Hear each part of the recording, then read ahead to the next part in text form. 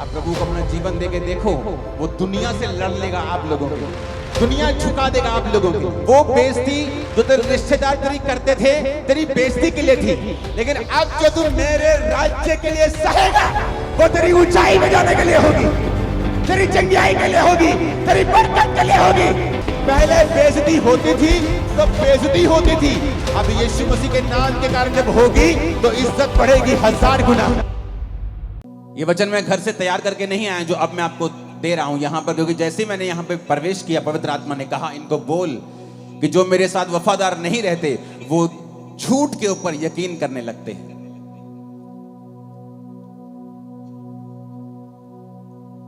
फिर आप कहेंगे कि मैंने पक्का पता सी मैं बिजनेस से कामयाब होना, पर मैं होया नहीं, क्योंकि मैं 15 लोगों को देखिया ये बिजनेस से कामयाब होए, इन्होंने यही काम किया सी, पर मैं कामयाब नहीं होया। पता नहीं मेरी मैरिज सही जगह क्यों नहीं हुई, पता नहीं मेरी लाइफ में ये क्यों नहीं हुआ। परमेश्वर ने कहा जो मेरे साथ वफादार नहीं है वो झूठ के ऊपर यकीन करने लगते हैं। ऐसा परमेश्वर नहीं चाहता है, एक बाप नहीं चाहता उसका बच्चा गलत दिशा की ओर जाए और बाद में दुख भोगे।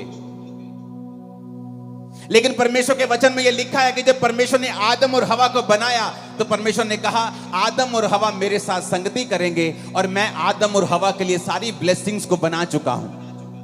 मैंने अदन का बाग बनाया, मैंने आदम के लिए पक्षी सब कुछ बनाया, आदम को लास्ट में बना के वीआईपी की तरह उस बाग में रख दिया। अब आदम तू मेरा पीछा करेगा, तो मेरी संगति करेगा, और मैं सारे सुख जो तेरे लिए ही बनाए गए हैं मैं वो तुझे दे दूंगा। कभी आपको ऐसा महसूस नहीं हुआ कि ये सारे सुख परमेश्वर ने एक्चुअली में आदम और हवा के लिए बनाए थे, लेकिन आज उन्हीं सुखों के पीछे दुनिया पागल हुई फिरती है, चाहती है कि परमेश्वर मुझे ये सुख दे, लेकिन उनको मिलते नहीं। जब बनाए आप लोगों के लिए गए हैं, जब बनाए आदम के लिए गए हैं, तो फिर मिलते क्यों नहीं? क्योंकि परमेश्वर ने जब सुखों को बनाया तो एक कंडीशन लगाई थी कि जब तक आदम मेरे पीछे रहेगा, वो मेरी आराधना करेगा, वो मेरा पीछा करेगा, मेरी बंदगी करेगा, तब तक सारे सुख इसके पीछे रहेंगे। और जब आदम अपना मुंह मेरी ओर फेर लेगा, अपनी पीठ मेरी ओर कर देगा और सुखों की ओर भागने लगेगा, सुखों को बोला गया कि आदम को कभी मत मिलना, क्योंकि ये श्राप परमेश्वर ने पहले ही कह दिया था। परमेश्वर ने कहा जो मुझ पे यकीन नहीं करते और मुझसे भागते हैं, फिर वो झूठ के ऊपर यकीन करने लगते हैं। फिर एक दिन उस बिजनेस का कोलैप्स होना लाजमी है, उस मैरिज का कोलैप्स होना लाजमी है, उस घर का कोलैप्स होना, गिरना लाजमी है, दुखों का आना फिर लाजमी है, क्योंकि हमने परमेश्वर की ओर जो फेस करना था अपनी पीठ परमेश्वर की ओर कर ली है और परमेश्वर से विमुख हो गए हैं। अरे हमें तो रोज परमेश्वर की संगति करने के लिए बनाया गया है, लेकिन हम संडे भी खुदाबंद के घर में नहीं जा पा रहे हैं। हमें हफ्ते में 2 दिन जाना ऐसा लगता है कि नहीं, ये तो बिब्लिकली नहीं है हफ्ते में 2 दिन चर्च जाना। संडे जाके भी कुछ लोग एहसान करते हैं और कुछ लोग संडे भी नहीं जाते हैं।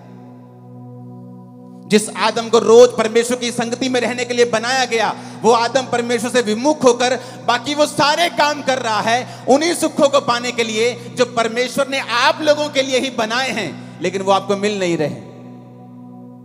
कहीं तो कमी है, कहीं तो मिसिंग पॉइंट है। कितने तक कुंडी हैगी पंजाबी च कहंदे कि जो मेरे लिए बनाया गया है वो मुझे ही मिल नहीं रहा है। जो वचन मैं आपसे बोलने वाला हूं, अगर आप उसे समझ गए, अगर आप अपनी वर्थ समझ गए कि आप कौन हैं, आप क्या हैं परमेश्वर की निगाह में, जब परमेश्वर आपको देखता है तो किस सोच के साथ और कैसी निगाह के साथ आपको देखता है, अगर आज आप ये वचन समझ गए, आप अपनी जिंदगी में कभी भी फेल नहीं होंगे। मैंने कहा कभी भी। आप 100 बार लड़ेंगे और 100 बार जीतेंगे, एक भी बार फेल नहीं होंगे। लड़ाई हमारी किसी व्यक्ति के साथ नहीं, किसी धर्म के साथ नहीं है। मैं आपका धर्म बदलने यहां पे नहीं आया, मैं आपका मन बदलने के लिए आया हूं। क्योंकि जीसस ने जब प्रीच करना शुरू किया तो नहीं कहा धर्म बदल लो, जीसस ने कहा मन फिराओ, मेटामोनियो, अपने सोचने के तरीके को बदल लो। तुम सोचने का तरीका बदल लोगे, मैं तुम्हारी जिंदगी में बड़े काम करूंगा। बाइबल पढ़ के देख लो, हर बड़ा मिरेकल मन फिराने से हुआ है। हन्ना ने मन फिराया, प्रभु के भवन में जाके प्रार्थना करने लगी। पहले क्या करती थी?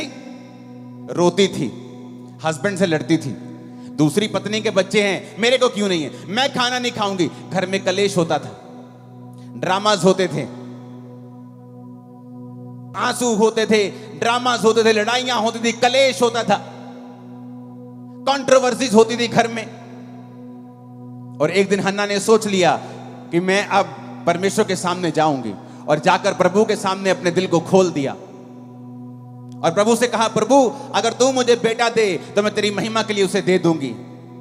और प्रभु ने उसकी कोख को खोला, क्योंकि अब वो परमेश्वर के लिए जीना सीख गई थी। अब उसे मालूम होने लगा था कि मेरा जीने का मकसद सिर्फ बच्चे पैदा करना नहीं है, बल्कि यह भी देखना है कि प्रभु को क्या चाहिए, परमेश्वर के राज्य में किस चीज की जरूरत है। क्योंकि उस समय प्रभु को एक नबी चाहिए था, लेकिन किसी का आत्मा खुला नहीं हुआ था। तो परमेश्वर ने हन्ना की कोख को बंद कर दिया कि जब तक तू मेरी आवाज को सुनेगी नहीं आत्मा में और इस संसार में बिजी रहेगी, मैं भी तेरी कोख को बंद करके रखूंगा। बाइबल में कहीं नहीं लिखा है हन्ना की कोख को शैतान ने बंद किया हुआ था। वचन में लिखा है हन्ना की कोख को यहोवा ने बंद करके रखा था। और जब वो यहोवा के सामने जाके प्रार्थना करती है, उसकी कोख को यहोवा ही खोलता है। कई बार आप सोचते हैं क्योंकि आपके रिश्तेदार ने आपकी हेल्प नहीं की, इसलिए आप जिंदगी में अभी तक वहां नहीं पहुंचे। आप सोचते हैं क्योंकि आप शायद अच्छी जाति से नहीं हैं, तो आपके पास जमीन जायदाद नहीं है, आप एक अमीर परिवार में नहीं जन्मे हैं, इसीलिए आप बरकत में नहीं हैं। ये सब शैतानी एक्सक्यूजेस हैं आपकी लाइफ में। हन्ना जब तक ऐसा ही सोचती रही, लड़ती रही, कुड़ती रही, आंसू बहाती रही, उसके आंसू कुछ नहीं कर पाए, कुड़ना कुछ नहीं कर पाया, लड़ना कुछ नहीं कर पाया, जब तक कि वो परमेश्वर की ओर मुड़ नहीं गई। फिर वही पति था, वही गर्भ था, वही घर था, और एक नहीं, उसके बाद कई बच्चे परमेश्वर ने उसे दिए। आज जो वचन आप सुनने वाले हो ना, ये आपको एक बरकत नहीं देगा, ये बरकतों के रास्ते खोल देगा आपकी लाइफ में। लेकिन आपको यह समझना पड़ेगा, मैं कौन हूं, आप कौन हैं। जब परमेश्वर आपको देखता है तो वो किस निगाह से आपको देखता है। क्योंकि जब आप मेरी ओर देख रहे हैं, आपको लगता है कि मैं स्पेशल इंसान हूं, क्योंकि मैं प्रचार कर रहा हूं, मेरे पास लाखों करोड़ों लोग हैं।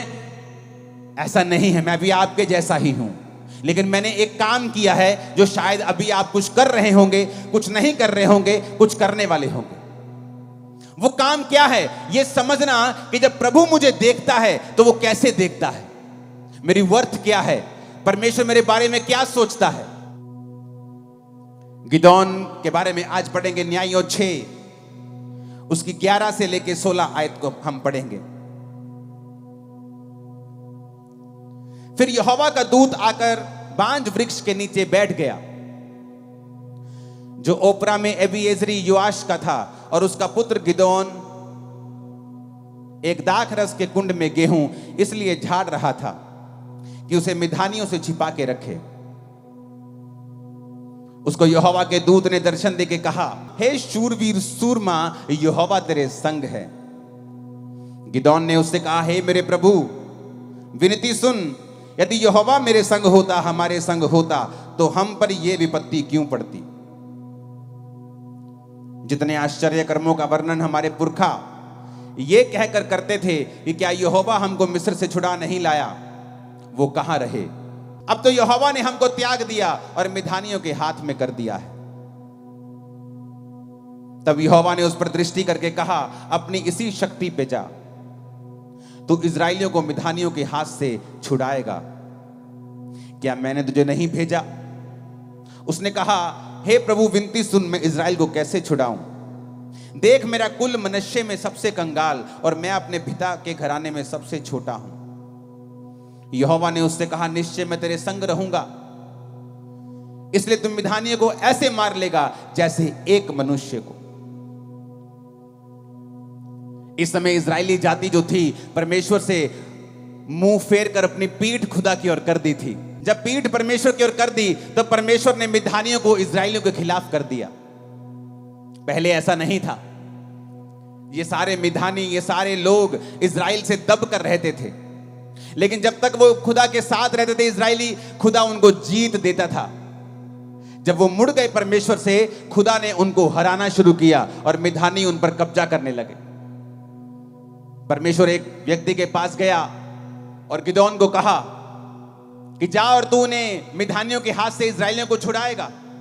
कहता प्रभु मैं कैसे छुड़ा सकता हूं, मेरा कुल, मेरा परिवार है ना, जो हमारे रिश्तेदारों में सबसे कंगाल है। हमें लोग सबसे बाद में बुलाते हैं शादी के ऊपर,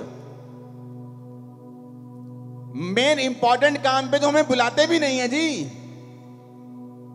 और मैं अपने परिवार में सबसे छोटा हूं। मेरा कुल कहता मेरा कुल मनुष्य में सबसे कंगाल है, हम सबसे गिरे हुए हैं। कहता दूसरी बात यह है कि मेरा कुल सबसे ज्यादा गिरा हुआ है, सबसे छोटा है, और मैं अपने कुल में सबसे छोटा हूं। तो प्रभु तुझे गलती लग गई है, तूने लीस्ट इफेक्टिव आदमी चुन लिया है। तूने ऐसा आदमी चुन लिया है जो सबसे कम खतरनाक है, सबसे कम इफेक्टिव है, जो बिल्कुल गया गुजरा है, जो रैंद खूंद है। कहता तूने वो चुन लिया है। जैसे आज लोग सोचते हैं कि क्या परमेश्वर मेरी जिंदगी में काम करेगा। मैं तो एक छोटी जाति से आता हूं, मैं तो एक छोटे परिवार से आता हूं, मैं तो गरीब परिवार से आता हूं, मैं तो बीमार शरीर से आती हूं, मैं तो बांझ शरीर से आती हूं, मैं तो गरीब और बिल्कुल छोटे परिवार से आता हूं, मैं तो 3,000 रुपए महीने की जॉब करती हूं। क्या परमेश्वर मेरी लाइफ में ऐसा काम करेगा? मैं आपको गुड न्यूज देता हूं, मेरा यहोवा परमेश्वर जो 4,000 साल पहले ऐसी बातें करता था, जो 5,000 साल पहले ऐसी बातें करता था, फिर जीसस के समय वो ऐसी बातें करता था, पौलुस के समय कहता था कि मैंने तुच्छों को, मैंने गरीबों को, मैंने बीमारों को चुन लिया है, वो आज भी ऐसी ही बातें करता है और वो तुम्हें चुनना चाहता है और तुम्हें ऊंचा करना चाहता है। आमीन, ऊंचे वाला चाहिए चर्च। वो आज भी ऐसा ही है। गुड न्यूज यही है, वो आज भी ऐसा ही है। वो तुम्हारे फाइनेंस की कंडीशन को चेंज करना चाहता है, तुम्हारे परिवार की स्थिति को बदलना चाहता है। गरीबी के श्राप जो दादाओं परदादाओं से चलते आ रहे हैं, उन्हें तोड़ना चाहता है। वो बोलोगे वो कैसे टूटेंगे? अगर आप परमेश्वर की ओर मुड़ जाएंगे। दाऊद ऐसे परिवार से था जो बिल्कुल ही आम परिवार था। मैं आपको बताना चाहता हूं, दाऊद परमेश्वर से कोई स्वर्ग से चुना हुआ व्यक्ति नहीं था।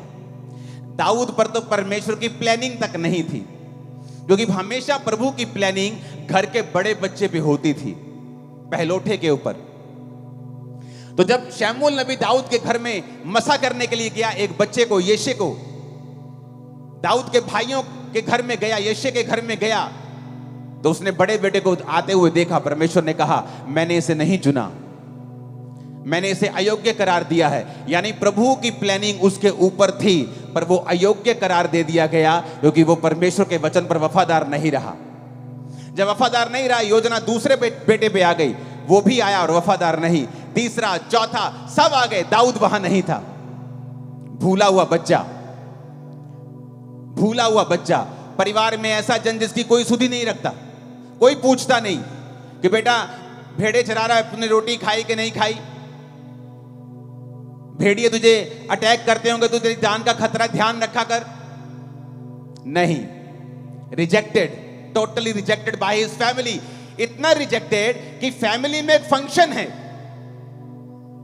पुराने समय में जब नबी किसी के घर जाया करते थे तो लोगों की टांगे कांपती थी कि या तो ये बड़ा तगड़ा कोई बड़ा समाचार पॉजिटिव लेके आया है, और या ये बड़ा नेगेटिव लेके आया। बीच में काम में तो ये नहीं आया, ये खाने पीने तो कुछ नहीं आया कि बहन जी कितना ठीक ठाक हो, ये पूछने के लिए तो नहीं आया ये।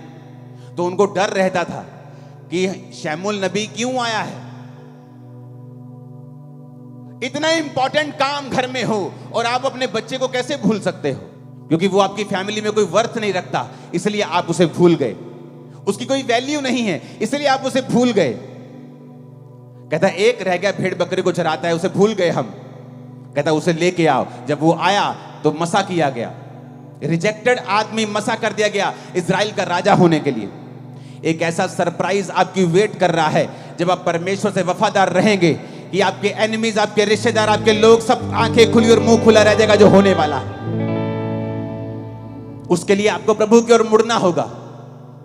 दाऊद वफादार रहा, भेड़े चराते भी वफादार था, नहीं कंप्लेंट की परमेश्वर को कि प्रभु मुझे क्या फायदा तुझे मानने का, मेरे भाई तो ऐश करते हैं, तेरी पवित्रताई में रहने का क्या फायदा, दूसरे तो ऐश करते हो, राजा की सेना में भी हैं, उनके ऊपर तो बरकत भी ज्यादा है।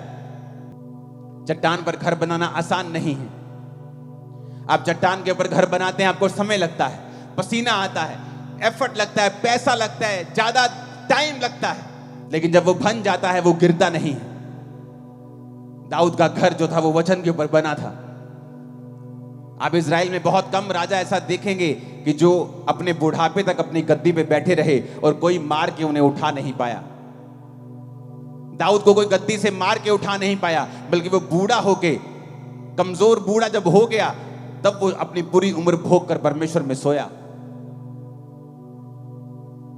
जब परमेश्वर आपकी ओर देखता है उसी गिदौन की तरह देखता है, उसी दाऊद की तरह देखता है। जब मेंटली अपसेट के अटैक होते थे और दुष्ट आत्मा मेरे पे जब अटैक करती थी तो कोई दवाई काम नहीं आती थी, कोई काउंसलिंग साइकेट्रिस्ट की काम नहीं आती थी। रोता था मैं, करलाता था, दुखी होता था बहुत। फिर मैंने नशे करने शुरू कर दिए एक्सट्रीम, और मैं परमेश्वर को जानता नहीं था, कुछ नहीं मालूम था परमेश्वर के बारे में। लेकिन जिस दिन यीशु मसीह के बारे में मालूम हुआ और मैं प्रभु में चलने लगा, नॉलेज नहीं थी परमेश्वर की, और एक पास्टर मुझे आत्मा में बोलता था, तू परमेश्वर का बहुत बड़ा दास है, तू परमेश्वर का माइटी जन है। मुझे लगता था कि मैं पागल हूं, शायद मैं मर जाऊंगा, तो मुझे तसल्ली देते रहते ये लोग। मैं क्रिश्चियन बन गया हूं ना, तो शायद मुझे झूठी तसल्ली देते रहते, मुझे मोटिवेट करते रहते हैं कि मोटिवेट करके इसको थोड़ा सा टेम्परेरी सुख मिल जाएगा, थोड़ा मेंटली स्टेबल हो जाएगा आदमी, तो थोड़ा दुख कम हो जाएगा। पर मुझे मालूम नहीं था कि वो पवित्र आत्मा से ऐसा बोलते हैं। मुझे मालूम नहीं, परमेश्वर उसी तरह मुझे देख रहा है जिस तरह वो गिदौन को देखता था। मुझे वो उसी तरह से देख रहा है जिस तरह वो अपने लोगों को, अपने पतरस को, जिस तरह से पौलुस को वो देखता था, जिस तरह वो दाऊद को देखता था कि मैं सबसे छोटे को चुन लूंगा, सबसे कमजोर को चुन लूंगा, मैं सबसे तुच्छ को, सबसे गरीब को, सबसे रिजेक्टेड को चुन लूंगा, ताकि जो अपने आप को बड़ा समझते उनको शर्मिंदा कर दूं। कभी नहीं सोचा था कि इतने लाखों लोगों में कभी प्रचार किया करूंगा, क्योंकि मैं कलीसिया में फ्रंट पे भी जब बैठता था तो अपने मुंह को नीचे करता था कि ताकि मेरे को कोई देखे ना।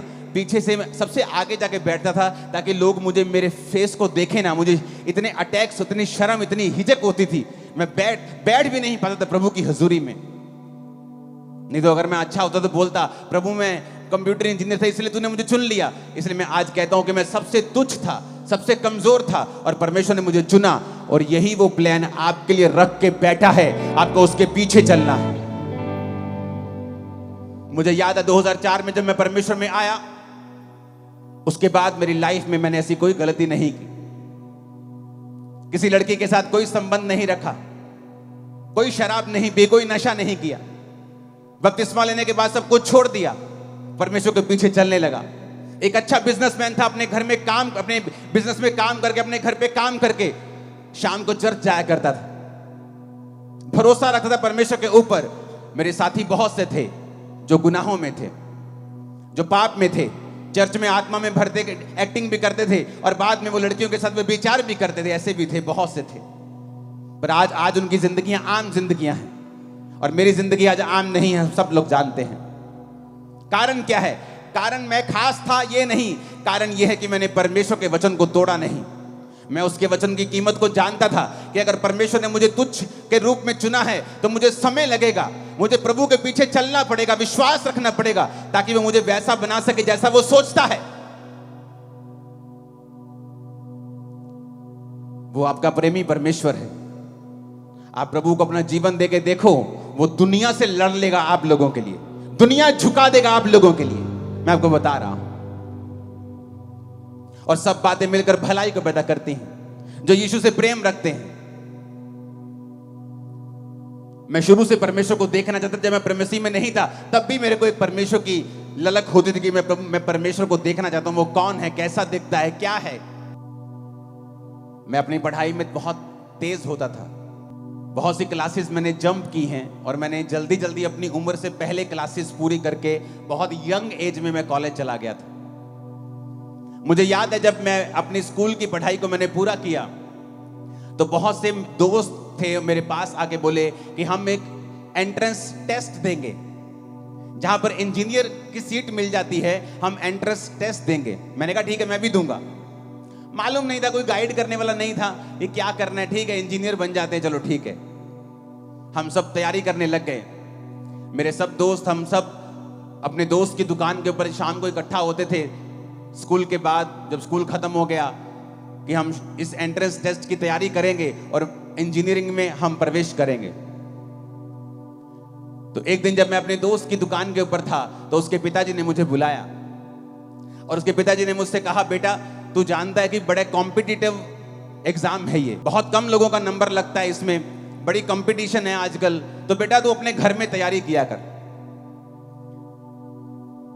क्योंकि जो मेरा दोस्त था उसका बड़ा भाई उस कॉम्पिटिटिव एग्जाम को एक बार दे चुका था, उसका क्लियर नहीं हुआ था और वो मेरी भी तैयारी करवाता था।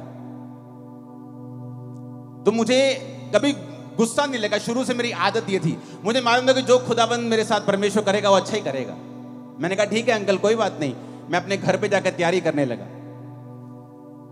ऐसा कोई मेरे मन में, मैं इनको बताऊंगा, मैं इनको दिखाऊं, मेरे मन में ऐसा कभी नहीं आता, शुरू से ही नहीं ऐसा। मेरा मन ना तो क्रिश्चियनिटी के पहले था ना बाद में, तो बिल्कुल ही नहीं।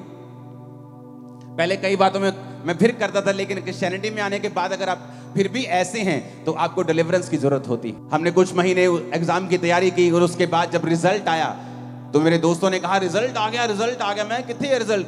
अखबार में आता था रिजल्ट उस समय, कहते अखबार से आ गया रिजल्ट। अखबार लेके आए, हम एक धार्मिक स्थान के ऊपर बैठे थे। जब अखबार खोली वो सारे फेल थे और मैं अकेला पास था।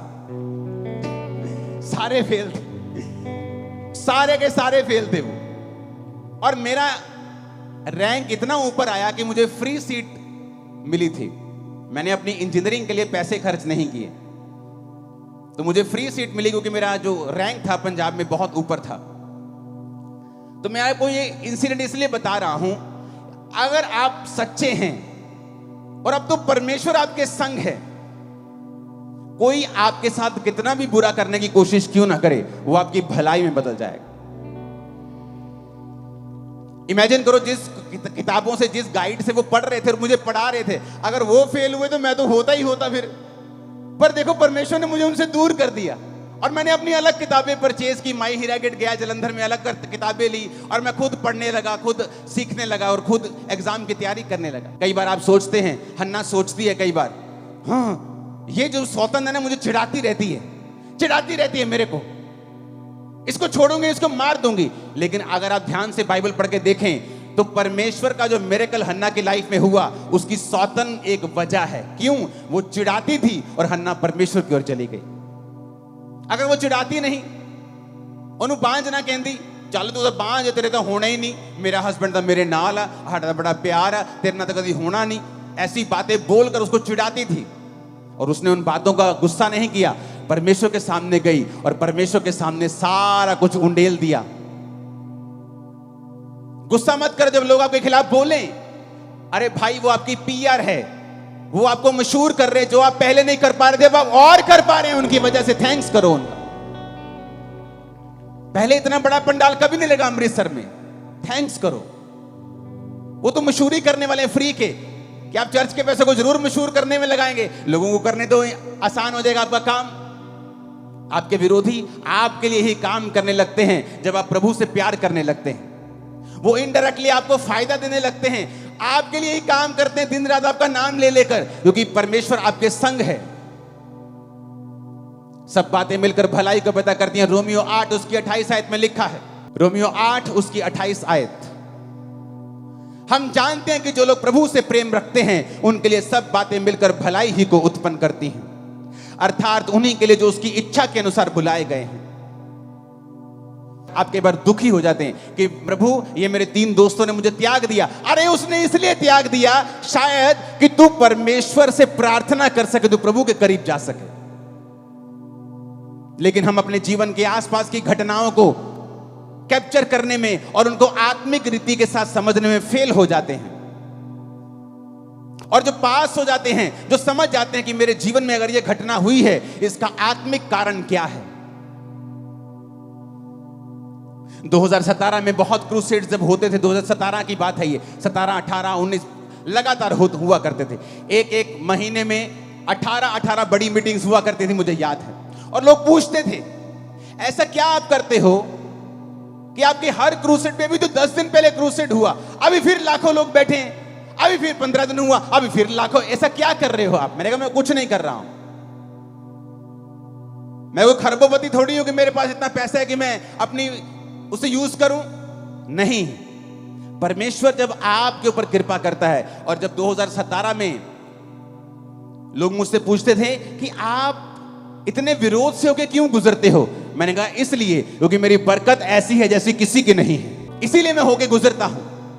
बाइबल कहती है उन्होंने मुझसे व्यर्थ बैर किया, वो आपसे व्यर्थ बैर करेंगे बिना किसी कारण के। लेकिन अगर आप आत्मिक रीति से नहीं समझेंगे कि ये क्यों हो रहा है, मुझे मालूम था कि ये क्यों हो रहा है, ये फालतू की चीजें क्यों हो रही हैं, क्योंकि परमेश्वर एक बड़ा रिजल्ट देने के लिए जा रहा था।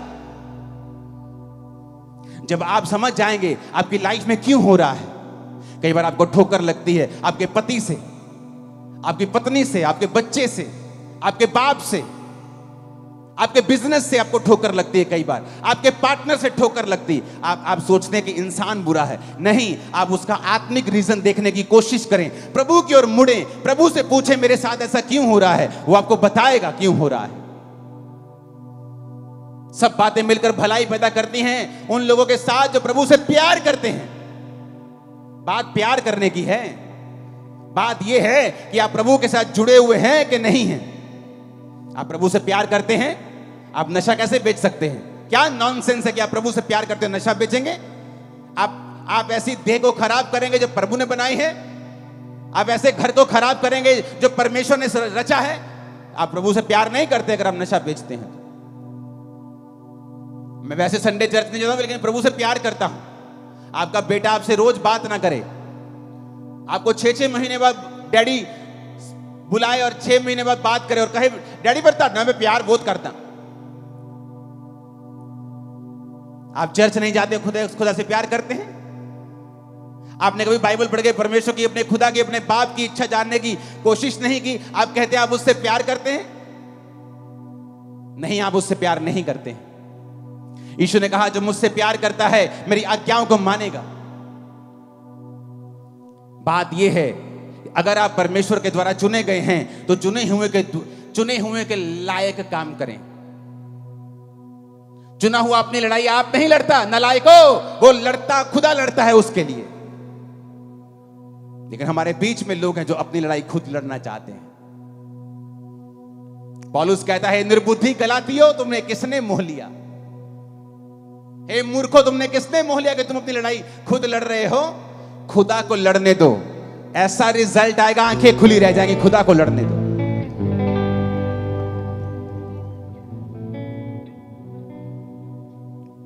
मैं जानता हूं कि परमेश्वर आपसे प्यार करता है।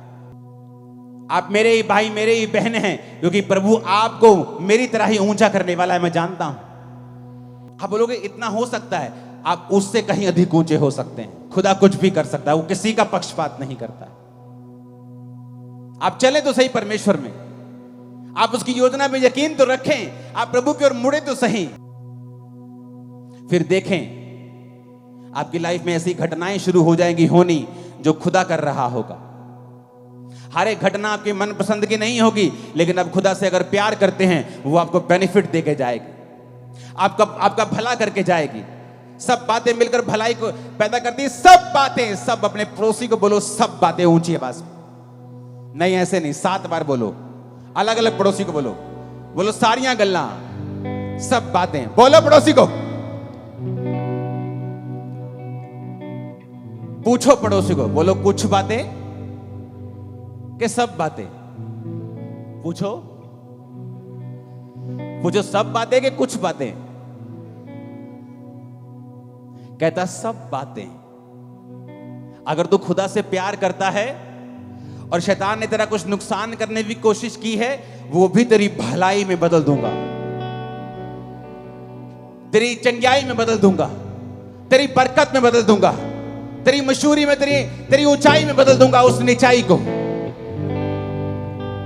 उसने ये नहीं कहा कुछ बातें, कि जब तू खुदा से प्यार करेगा 99% बातें तेरी भलाई पैदा करेंगी, लेकिन 1% अटैक होगा। ऐसा नहीं लिखा है। कहता सब बातें मिलकर भलाई पैदा करेंगी। सब बातें, आपके साथ जो भी हो रहा है आज के बाद, अगर आप खुदा में आ गए, आज जीवन दे दिया खुदा को, खुदा आज से मैं तेरा हूं, ये भविष्यवाणी वचन के अनुसार कर रहा हूं, तुम्हारी जिंदगी में होने वाली हर घटना तुम्हें फायदा देके जाएगी। 7 आमीन चाहिए अलग अलग हाथों को हिला।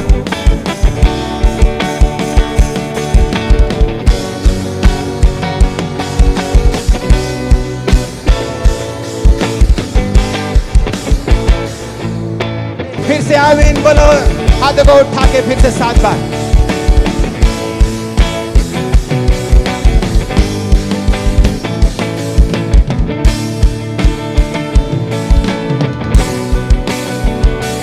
आमीन आमीन। सब बातें कि कुछ बातें, मुझे सुनना नहीं, सब बातें कि कुछ बातें नहीं, पीछे तक बोलो, आधा किलोमीटर तक। सब बातें कि कुछ बातें। फिर से बोलो, सब बातें कि कुछ बातें। यही है गुड न्यूज खुदाबंद की, कि तुम्हारी पीठ के ऊपर कोई टांग मारेगा ये सोच के कि इसको गिराते हैं, तुम्हारा कुप निकल जाएगा और तुम और ऊंचे हो जाओ। कुपड़े ने लत मारी दे, कुपड़ा हो गया सीधा, ते कानून खुदाबंद सीधा करन जा रहे हैं यीशु मसीह के सामर्थी नाम दे विच। मैं क्या कुपड़े दे लत मारी, कुपड़ा हो गया सीधा, खुद सीधे होने वाले हो यीशु मसीह के सामर्थी नाम दे विच।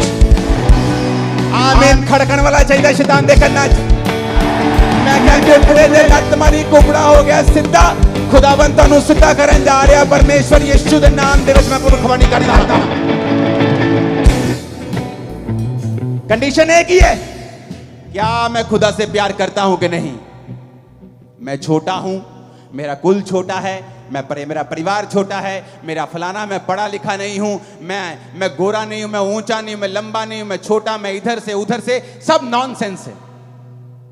आप खुदा की महिमा के अनुसार उसकी सब रूप में बनाए गए हैं। आप आम इंसान नहीं है, आप बेस्ट हो, आप अपना बेस्ट वर्जन हो जो खुदा ने बनाया। आपको शैतान ने नहीं बनाया। मैं आपको बता रहा हूं, न्यूज चैनल देखो, वो औरतों ने उन बंदों को कत्ल करवा दिया अपने हस्बैंड्स का, जो उनके बॉयफ्रेंड से कहीं अधिक सुंदर थे। इसका मतलब सुंदरता आपको अच्छा पार्टनर नहीं दिला सकती। कौन दिला सकता है? परमेश्वर। धरती की कोई भी स्किल गारंटी नहीं है कि आपको ये सब मिल जाएगा, बट अगर परमेश्वर आपके संग है, ओ आप बेस्ट हासिल करोगे अपनी लाइफ में। बेस्ट यीशु मसीह के नाम में, उसके नाम में। क्या आप उससे प्यार करते हैं? तो अपने व्हाट्सएप से डिलीट कर दें वो नंबर जो खुदा को पसंद नहीं। उस फेसबुक चैटिंग को डिलीट करके आज ब्लॉक कर दें जो खुदा को पसंद नहीं है। क्योंकि आप मकसद समझें परमेश्वर का, वो आपसे प्यार करता है, गिदौन की तरह आपको देखता है, आपके जरिए बड़े काम आपके परिवार और आपके नगर में करना चाहता है। उसको समय चाहिए, आपकी कॉपरेशन चाहिए, आपकी निर्भरता चाहिए परमेश्वर के ऊपर। फिर देखिए वो क्या करता है। हालेलुया। ऊंची आवाज से बोलो हालेलुया। आप मेरी बातों को समझ रहे कि नहीं? और यही परमेश्वर चाहता है आपकी लाइफ में हो। मत घबराएं, मत डरें। अब आपके साथ वैसा नहीं होगा। अगर आप मसीह में अपना जीवन दे देंगे ना, अब आपके साथ वैसा नहीं होगा जैसा मसीह में ना होने से पहले आपके साथ हुआ करता था, और आपको नुकसान हुआ करता था, आपकी बेइज्जती हुआ करती थी। अब ऐसा नहीं होगा। क्यों? वचन में लिखा है। वचन में लिखा है। कहां लिखा है? मैं आपको बताता हूं कहां लिखा है। बाइबल में 3 घटनाएं ऐसी हैं। मरकुस 10 उसकी 33 से 34 आयत, मरकुस 8 उसकी 23 आयत, और मरकुस 14 उसकी 62 से 65 आयत, जहां पर परमेश्वर ने मरकुस 10 उसकी 33-34 में कहा है, देखो हम यरूशलेम को जाते हैं और मनुष्य का पुत्र प्रधान याजकों और शास्त्रियों के हाथ पकड़वाया जाएगा। वे उसको घात के योग्य ठहराएंगे और अन्य जातियों के हाथ में सौंपेंगे। वे उसको ठट्ठों में उड़ाएंगे और उस पर थूकेंगे और कोड़े मारेंगे और उसे घात करेंगे और 3 दिन के बाद वो जी उठेगा। यीशु ने कहा, यानी मैं जाऊंगा तो मुझे वो ठट्ठों में उड़ाएंगे, मेरा मजाक उड़ाएंगे, मुझ पे थूकेंगे। मरकुस 8 उसकी 23 में लिखा, उसने अंधे का हाथ पकड़ गांव के बाहर ले जाकर उसकी आंखों में थूक कर उस पर हाथ रखे और उससे पूछा, क्या तू कुछ देखता है? मरकुस 14 उसकी 62 से 65 में लिखा है, यीशु ने कहा, मैं हूं, तुम मनुष्य के पुत्र को सर्वशक्तिमान की दाहिनी ओर बैठे और आकाश के बादलों के साथ आते देखोगे। तब महायाजकों ने अपने वस्त्र फाड़कर कहा, अब हमें गवाहों का क्या प्रयोजन, हमने निंदा सुनी है। 65 में लिखा, तो कोई उस पर थूकने, कोई उसका मुंह ढाकने और कोई मुक्के मार के कहने लगा, भविष्यवाणी कर। अगर आप बाइबल को ध्यान से पढ़ें तो बहुत से अनपढ़ ऐसे हैं जो बोलते हैं कि बाइबल में बहुत बार गलत लिखा होता है, शोध की गई है बाइबल में। मैं आपको गारंटी के साथ कह सकता हूं, बहुत सी पत्रियां, बहुत सी परमेश्वर के बारे में बुक्स लिखी गई होंगी, पर जो बाइबल में शामिल किया गया है ये 100% परफेक्ट है। और बाइबल जब से बनी है एक भी शोध इसमें नहीं की गई है, ना ही कभी की जाएगी। क्यों? क्योंकि जब बाइबल लिखी गई तो वो यूनानी भाषा में लिखी गई, नया नियम। और यूनानी भाषा इतनी बड़ी है कि उसमें अगर मैं बोलता हूं मैं आपसे प्यार करता हूं तो उसके भी बहुत सारे रीजन हैं कि मैं आपसे भाइयों वाला प्यार करता हूं, फिलियो। लेकिन हिंदी में क्या लिखा है? प्यार।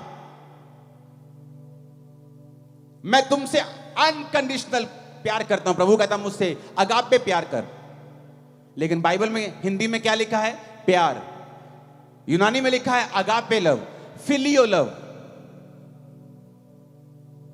तो बाइबल में जब ट्रांसलेशन करने वाला इतना धनी नहीं होता था तो वो प्यार को जैसे प्यार लिख दिया, लेकिन जब उनको बाद में मालूम होता था कि यूनानी भाषा में ये भाइयों वाला प्यार लिखा है तो उसके लिए वो शब्द को चेंज कर देते थे। एडिट नहीं हुई बाइबल कभी भी, उन्होंने अपने आप की गलती को सुधारा है। बाइबल बिल्कुल करेक्ट है। यहां पर 3 बार परमेश्वर के ऊपर थूकने का जिक्र आया और तीनों बार अलग अलग इंसिडेंट है। एक बार परमेश्वर ने उसकी आंखों में थूका, दूसरी बार प्रभु ने खुद अपने मुंह से कहा, मरकुस 8 उसकी 23 में, कि वो मुझ पर थूकेंगे। और तीसरी बार जब वो महायाजकों के सामने था तो लिखा, कोई उसको थूकने लगा और कोई उसको थप्पड़ मारकर कहने लगा कि भविष्यवाणी कर, तुझे किसने मारा। अगर हम शब्दों को पढ़ेंगे, जहां जहां परमेश्वर ने अंधे पे थूका और जहां जहां परमेश्वर के ऊपर थूका गया, तो जहां परमेश्वर ने कहा कि वो मुझ पर थूकेंगे, वो है यूनानी भाषा का शब्द M2O,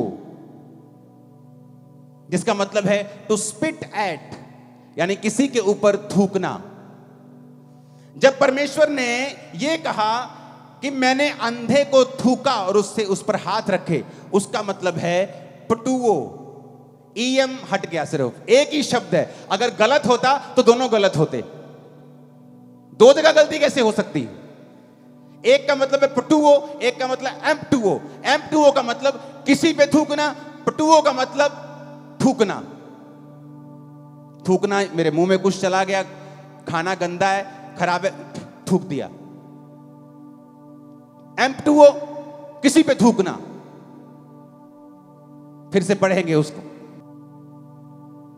परमेश्वर ने कहा वो मुझ पे थूकेंगे, M2O, थू। पता है क्यों? यहूदी ट्रेडिशन था एक, कि जब किसी यहूदी को लगता था कि ये आदमी एक मॉकरी है, ये आदमी परमेश्वर से, ये पापी है, इसको प्रभु की लानत पड़ी है, तो वो उस पर थूकते थे। ये उनका ट्रेडिशन था, थूकते थे उस पे।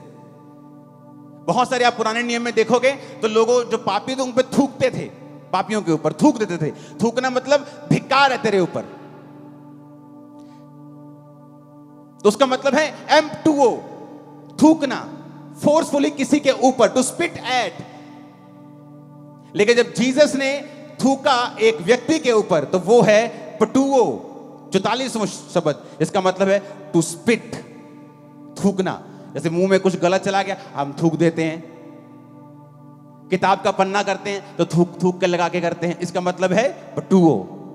तो एक ही शब्द है बाइबल में। आप जानते हैं कि जब परमेश्वर उस अंधे के पास आया तो उसको थूक कर चंगा क्यों किया? क्योंकि सारी उम्र लोग यही सोचते थे और चेले भी यही सोचते थे कि परमेश्वर इसने पाप किया कि इसके घराने ने पाप किया कि ये अंधा, यानी उनके मन में था कि he is a definitely big Sinner, ये बड़ा कोई तगड़ा पापी है, या ये या इसके मां बाप। तो जब भी वो उसके सामने से निकलते थे, अंधे के सामने से, उसको क्या करते थे? वो थूकते थे। कौन सा थूकना? जो जीसस पे थूका गया, M2O, to spit at, to spit at, थू, लांती, थू, थूक के जाते थे। आप जानते जब वो अंधा परमेश्वर के सामने आया तो अंधे को थूक डलवाने की आदत पड़ चुकी थी, उसको बेइज्जती की, उसको मालूम था कि यहूदी उस पर थूकते हैं, क्योंकि यहूदी ये समझते थे कि या तो ये पापी है या इसके मां बाप पापी हैं। तो जब वो परमेश्वर के सामने आया तो प्रभु ने क्यों उस पर थूका? क्योंकि प्रभु ने कहा लोगों ने तुझ पे थूका, तेरी बेइज्जती की, मैं इसी थूक से तुझे चंगा करूंगा, मैं इसी थूक से तुझे हील करूंगा। आप सोचते हैं कई बार, आप जब प्रभु में नहीं होते, आपके रिश्तेदार आते हैं जो अमीर होते हैं, आपकी बेइज्जती करते हैं। आपका दोस्त जो थोड़ा प्रभावी होता है, आपकी बेइज्जती करता है। आप फिर परमेश्वर में आ जाते हैं, आपको बेइज्जती करवाने की आदत हो गई है, क्योंकि आप गरीब हैं। कभी कोई रिश्तेदार बेइज्जती कर जाता है, कभी कोई रिश्तेदार बेइज्जती, कभी कोई दोस्त बेइज्जती, आपको बेइज्जती करने की आदत हो गई। जब वो जीसस आपकी लाइफ में आते हैं तो आप घबरा जाते हैं, आपको लगता है कि मैं मसीह में आऊंगा, मेरी फिर बेइज्जती हो जाएगी, लोग मुझे फिर बुरा बोलेंगे। जीसस ने कहा वो थूक जो लोग तुझ पे मारते थे तेरी बेइज्जती के लिए थी, मेरी तेरी हीलिंग के लिए है। वो बेइज्जती जो तेरे रिश्तेदार तेरी करते थे तेरी बेइज्जती के लिए थी, लेकिन अब जो तू मेरे राज्य के लिए सहेगा वो तेरी ऊंचाई में जाने के लिए होगी, तेरी चंगियाई के लिए होगी, तेरी बरकत के लिए होगी।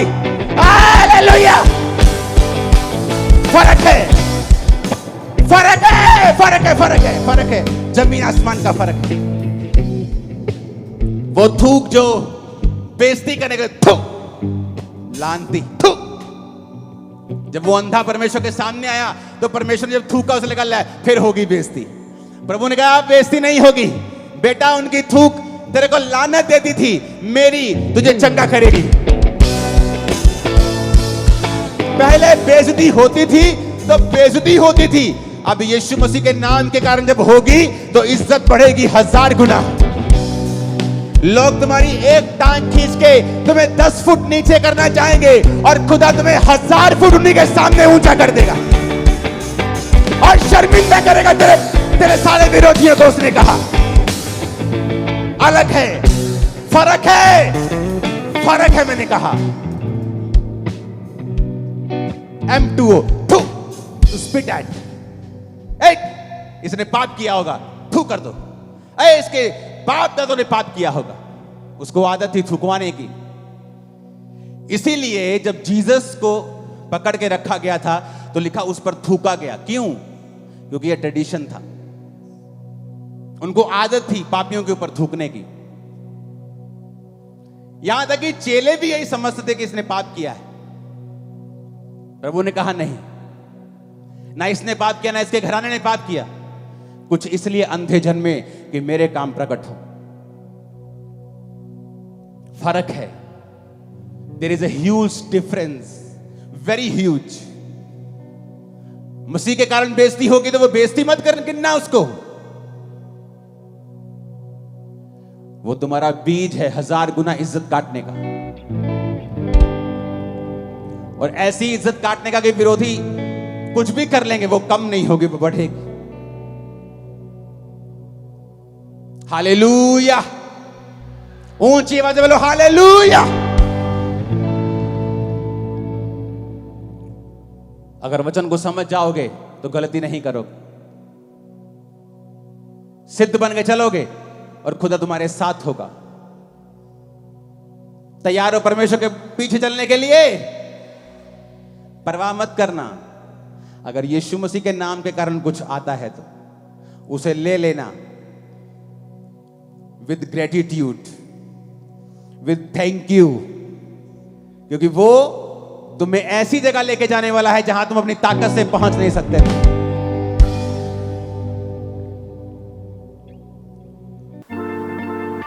परमेश्वर के गहरे वेदों को परमेश्वर के दास के द्वारा जानने के लिए और ऐसी और नई वीडियोस को देखने के लिए हमारे YouTube चैनल को सब्सक्राइब करें और साथ में बेल आइकन को प्रेस करें ताकि ऐसी और नई वीडियोस की नोटिफिकेशन सबसे पहले आप तक पहुंच सके। जुड़े रहें परमेश्वर की हजूरी के साथ। God bless you.